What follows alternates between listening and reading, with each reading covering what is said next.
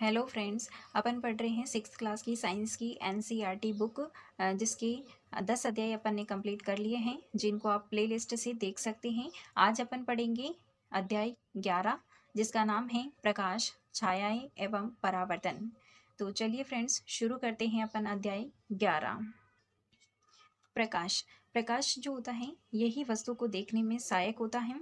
सूर्य आकाश में एक ऐसा पिंड होता है जो पृथ्वी को प्रकाशित करता है, और इसी प्रकाश की वजह से ही हम वस्तुओं को देख पाते हैं। अगला पॉइंट दिया हुआ है, दीप्त वस्तुएं या पिंड।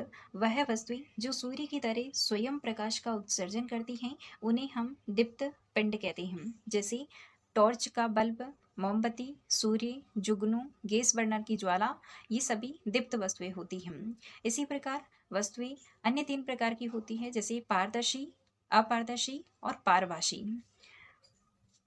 पारदर्शी वस्तुएं वह वस्तुएं जिसके आर पार देख सकते हैं, अर्थात वह वस्तु प्रकाश को अपने में से होकर जाने देती है, वो पारदर्शी वस्तुएं कहलाती हैं। जैसे वायु, जल, कांच की शीट आदि पारदर्शी वस्तुएं होती हैं। अपारदर्शी वस्तुएं वह वस्तुएं होती है जिसके आर पार नहीं देखा जा सकी, वो अपारदर्शी वस्तुएं कहलाती हैं। जैसे कि गत्ते की शीट, लकड़ी का टुकड़ा, सेलोफेन शीट जो होती है वो, और सीडी, छाता, दीवार, कार्बन पेपर शीट, ये वस्तुएं अपारदर्शी वस्तुएं होती हैं। और एक अन्य प्रकार पारभासी वस्तुओं का होता है, जिसके आर पार देखा तो जा सकता है लेकिन स्पष्ट रूप से देखा नहीं जा सकता है, वो वस्तुएं अपारदर्शी वस्तुएं कहलाती हैं। जैसे कि धुआं, कोहरा, पॉलीथीन शीट, गैस बर्नर की ज्वाला आदि। किसी भी वस्तु या पदार्थ का अपारदर्शी, पारदर्शी अथवा पारभासी होना वो इस बात पर निर्भर करता है कि वह वस्तु अपने में से होकर के प्रकाश को पूर्णतः, आंशिक रूप से अथवा बिल्कुल नहीं गुजरने देती हैं। यानी कि ऐसी वस्तुएं जो अपने में से होकर के प्रकाश को पूर्णतः गुजरने देती हैं, वो पारदर्शी वस्तुएं हो जाती हैं। वह वस्तुएं जो अपने में से होकर के प्रकाश को आंशिक रूप से गुजरने देती हैं, वो पारभासी वस्तुएं हो जाती हैं। और कुछ ऐसी वस्तुएं होती हैं जो अपने में से होकर के प्रकाश को बिल्कुल नहीं गुजरने देती हैं, वो अपारदर्शी वस्तुएं हो जाती हैं।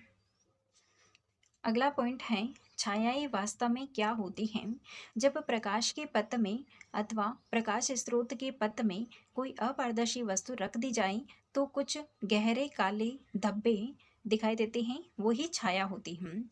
और छायाओं से हमें किसी भी वस्तु की आकृति के बारे में जानकारी मिलती है, परंतु कभी कभी छाया भ्रमित भी कर देती हैं। जैसे कभी कभी बहुत छोटी वस्तु की छाया भी बहुत बड़ी दिखाई देती है, और इसी प्रकार बहुत बड़ी बड़ी वस्तुएं जो होती हैं उनकी छाया भी कभी कभी छोटी दिखाई देती हैं। तो इस प्रकार से कभी कभी छायाएं जो होती है वो भ्रमित भी कर देती हैं। अगला इम्पोर्टेंट फैक्ट है कि सूर्य ग्रहण के दौरान ग्रहण के प्रारंभ होने पर सूर्य के प्रतिबिंब का एक भाग धीरे धीरे काला होता जाता है, और हमें सूर्य ग्रहण के दौरान सूर्य को सीधे कदापि नहीं देखना चाहिए, क्योंकि हानिकारक होता है। सूची छिद्र कैमरा। अगला पॉइंट दिया हुआ है, सूची छिद्र कैमरा। ये एक तरह का देखने का यंत्र होता है, जिसको साधारण सामग्री जैसे 2 बॉक्स, ट्रेसिंग पेपर जो कि पारदर्शी पर्दा होता है और गोंद की सहायता से बनाया जाता है।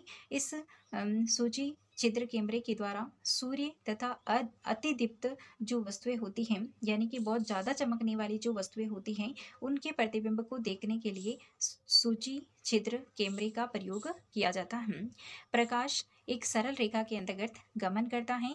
प्राकृतिक सूची छिद्र कैमरा का उदाहरण, यानी कि इस तरीके कैमरे का उदाहरण जनरली हम कहाँ पे देखते हैं, जो वृक्षों के नीचे सूर्य के जो छोटे छोटे प्रतिबिंब दिखाई देते हैं, वृक्षों के नीचे यानी पत्तियों में से होकर के कहीं कहीं पे प्रकाश आता रहता है, वहाँ पर इस तरीके गोल गोल जो होती है हमको स्पॉट दिखाई देते हैं। तो वही किसके उदाहरण हो जाते हैं, प्राकृतिक सूची छिद्र कैमरा के एग्जाम्पल हैं। यानी वृक्ष के नीचे जो सूर्य के प्रतिबिंब होते हैं वो सूची छिद्र कैमरा होते हैं, कैमरा के उदाहरण हैं।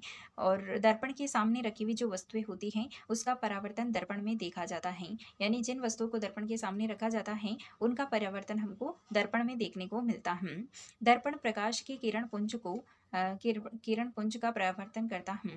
दर्पण प्रकाश के किरण पुंज का परावर्तन करता है। दर्पण अपने ऊपर पड़ने वाले प्रकाश की दिशा को बदल देता है, और दर्पण परावर्तन से हमें स्पष्ट प्रतिबिंब प्राप्त होते हैं। कुछ प्रमुख शब्द दिए हुए हैं आगे, इनसे हम पूरे चैप्टर को वापस रिवाइज कर सकते हैं। जैसे कि पहला शब्द दिया हुआ है दीप्त। दीप्त वह वस्तुएं होती हैं जो कि स्वयं की प्रकाश से चमकती है, जैसे सूर्य और जो टॉर्च होता है उसका बल्ब आ जाता है, जुगनू और इस तरह के जो स्वयं प्रकाशित होते हैं वो दीप्त वस्तुओं में आते हैं। दर्पण जो होता है, दर्पण ये प्रकाश के जो किरण पुंज होते हैं उनको वापस परावर्तित कर देता है और अपने ऊपर जो भी प्रकाश की किरणें पड़ती है उनकी दिशा को बदल देता है। और दर्पण जो होता है इससे जब परावर्तन होता है इससे हमको स्पष्ट प्रतिबिंब भी प्राप्त होते हैं। और आगे दे रखा है अपारदर्शी, यानी ऐसी वस्तुएं होती हैं जिसकी आर पार देखा नहीं जा सकता है, जैसे कि कागज की शीट वगैरह जो होती हैं उनसे हम आर पार नहीं देख सकते, तो ऐसी वस्तुएं अपारदर्शी वस्तुएं होती है जिनके आर पार देखा नहीं जा सकता है। सूची, छिद्र, कैमरा, ये साधारण सी सामग्री जैसे कि दो बॉक्स ड्रेसिंग पेपर जो कि पारभासी पर्दा होता है और गोंद इनकी सहायता से बनाया जाता है। और इसका उपयोग जो होता है सूर्य जैसी अति दीप्त जो वस्तुएं होती हैं जो कि बहुत ज़्यादा चमकती है उन वस्तुओं को देखने के अंतर्गत इसका उपयोग किया जाता है। यानी कि जो अति दीप्त वस्तुएं होती हैं और सूर्य जैसी जो अति दीप्त वस्तुएं होती है उनको देखने के लिए हम सूची, छिद्र, कैमरे का प्रयोग करते हैं। अगला पॉइंट दिया हुआ है परावर्तन। परावर्तन क्या होता है, यानी कि जब प्रकाश की कोई किरण जो होती है वहां से आ रही है और किसी सतह से टकरा करके वापस उसी दिशा के अंतर्गत या किसी भी दिशा में गमन कर जाती है तो उसको हम प्रकाश का परावर्तन कहते हैं। और परावर्तन के कारण ही हम वस्तु को देख पाते हैं। ये परावर्तन दो प्रकार का होता है। एक होता है जो समतल सतह से जो परावर्तित होते हैं प्रकाश, तो वो हो जाता है हमारा नियमित परावर्तन। और दूसरा जो होता है अगर खुरदरी सतह होती है उससे टकरा करके अगर परावर्तन हो रहा है तो वो विसरित परावर्तन होता है। और हमारे जो घर वगैरह होते हैं उनके अंदर प्रकाश किसके द्वारा आता है, तो वो विसरित परावर्तन के कारण ही आता है। और इसी से हम वस्तुएं जो होते हैं परावर्तन के कारण ही हम वस्तु को देख पाते हैं। अगला जो पॉइंट दिया हुआ है छाया। छाया जो होता है ये तब बनती है जब हम प्रकाश के पथ के अंदर किसी अपारदर्शी वस्तु को रख देते हैं तो उससे छाया बन जाती है। पारभासी वस्तुएं वह वस्तुएं होती है जिसके आर पार देखा तो जा सकता है पर स्पष्ट रूप से देखा नहीं जा सकता है, ऐसी वस्तुएं पारभासी वस्तुएं कहलाती है। जैसे कि जो हमारे ये जैसे पॉलीथीन शीट वगैरह होती है और धुंध, धुआं वगैरह जो होता है इसके ऐसी वस्तुएं जो होती है वो पारभासी वस्तुएं होती हैं। पारदर्शी वस्तुएं, पारदर्शी वस्तुएं ऐसी वस्तुएं होती है जिसके आर पार देखा जा सकता है, ऐसी वस्तुएं पारदर्शी वस्तुएं कहलाती है। जैसे वायु, जल, कांच की शीट, प्रदीप्त नलिका, तार की जाली वगैरह होती हैं। तो इस तरह की वस्तुएं पारदर्शी वस्तुएं होती है। अब इसके अभ्यास प्रश्न, अभ्यास प्रश्नों में ज़्यादा यहाँ पे कोई क्वेश्चन नहीं दिए हुए हैं बहुविकल्पी। और एक दो जो प्रश्न दिए हुए हैं उनके अंतर्गत यही पूछा हुआ है कि पारदर्शी वस्तुएं कौन सी होती है, पारभासी वस्तुएं कौन सी होती है, अपारदर्शी वस्तुएं कौन सी होती है, दीप्त कौन सी होती है। तो यहाँ पे हम को सबसे ज़्यादा इंपॉर्टेंट यही है कि पारदर्शी वस्तुएं कौन कौन सी होती हैं, जैसे कि वायु, जल, कांच की शीट, प्रदीप्त नलिका, तार की जाली वगैरह इस तरह की वस्तुएं होती है जिसके आर पार देखा जा सकता है। और अपारदर्शी वस्तुएं जिनके आर पार नहीं देख सकते, जैसे चट्टान का टुकड़ा हो और कोई गत्ते का टुकड़ा होता है, एल्यूमिनियम वगैरह का टुकड़ा हो जाता है, लकड़ी का तख्ता वगैरह होता है जिसके आर पार हम नहीं देख सकते हैं, वो अपारदर्शी वस्तुएं हो जाती है। और दीप्त अथवा अदीप्त वस्तुएं, दीप्त वस्तुएं वे होती है जो कि स्वयं चमकती हैं, जैसे कि सूर्य का प्रकाश यानी सूर्य और जुगनू और इस तरीके जैसे कि लाइट वगैरह होती है तो वो सब दीप्त वस्तुएं आती है जो स्वयं प्रकाशित होती है। और अदीप्त वस्तुएं जैसे कि चंद्रमा, यानी कि जो चमकती नहीं है या जिनका स्वयं का प्रकाश नहीं होता है वो अदीप्त वस्तुएं होती हैं। तो ये चैप्टर कंप्लीट होता है 11 नंबर। और अब अगले वीडियो के अंतर्गत अपन देखेंगे अध्याय 12।